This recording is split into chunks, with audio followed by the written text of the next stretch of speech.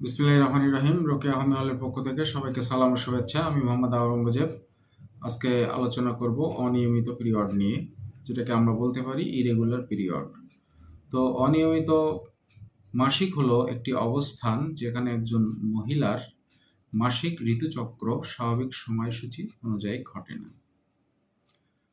সাধারণত একজন মহিলার ঋতুচক্র ২১ থেকে ৩৫ দিনের মধ্যে ঘটে এবং মাসিক ২ থেকে ৭ দিন কম বেশি স্থায়ী হতে পারে। তবে অনিয়মিত মাসিকের ক্ষেত্রে এই চক্রটি অনেক সময় কম বা বেশি হতে পারে অথবা কয়েক মাসের জন্য বন্ধও থাকতে পারে।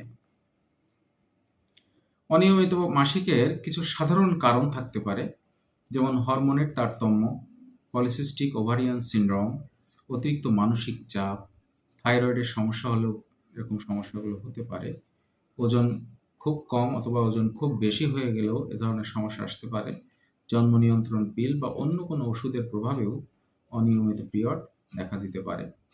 তো সেক্ষেত্রে হোমিওপ্যাথিতে বিশেষ করে ইরেগুলার পিরিয়ডের অনেক ভালো চিকিৎসা আছে। যারা এই রোগে আপনারা ভুগছেন, তারা যদি নিকটস্থ একজন ক্লাসিক্যাল কনস্টিটিউশনাল ওয়েতে যে হোমিওপ্যাথ চিকিৎসা দিয়ে থাকেন, সেখান থেকে চিকিৎসা নিয়ে অবশ্যই ইনশাল্লাহ সুস্থ হতে পারবেন।